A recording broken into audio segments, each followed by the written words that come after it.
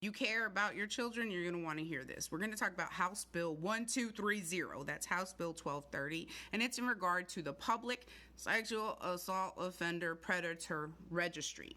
Now, I'm not a professional, not licensed. I'm just a human being who's been through it, who's going through it, and y'all have Google it at your fingertips. You can educate yourselves at your leisure. I'll be checking notes like I tell you I will. Now, we'll start with what the facts are. Number one, we know that it's a public registry, or at least you should. The name, what they did, where they reside, and the cars registered at that address. Doesn't have to be their name, but all vehicles registered at that address. So first of all, let's address that part. It used to not be the case that vehicles had to be registered. If they didn't have one, it just wasn't listed.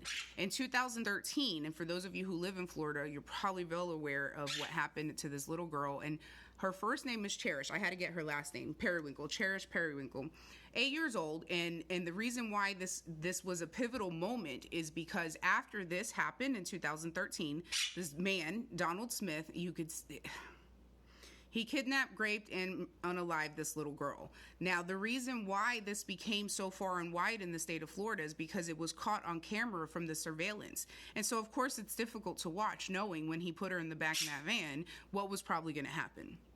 Now, that van was registered to his mother. So even though he was living at his mother's house, he wasn't registered to that van, and that's why he was able to do what he did. So as bills pushed through back in 2015, they said that all vehicles at the residence would need to be on the registry. You know, as a survivor and as someone who fights for our youth, you know, I don't play with this stuff at all, okay? So those are the basics of what the registry is now.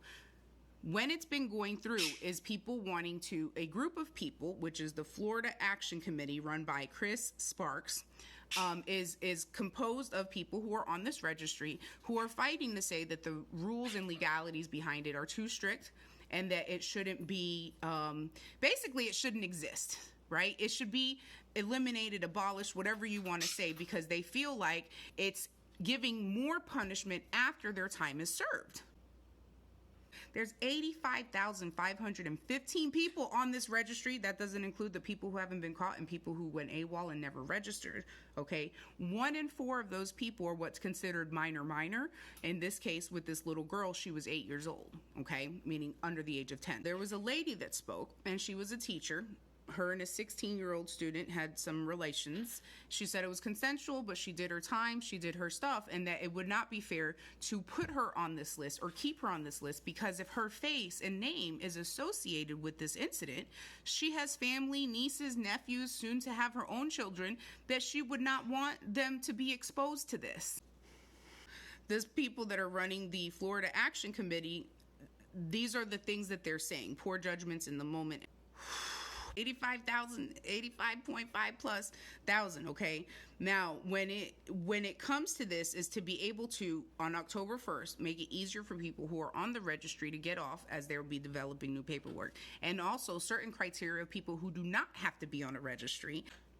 The bill is in my link tree. You could go in there and sign some petitions as well. Don't forget to follow me on YouTube because the podcast is going to be dropping soon. All right, y'all? So remember, you're not alone. We're in it together, and I love you.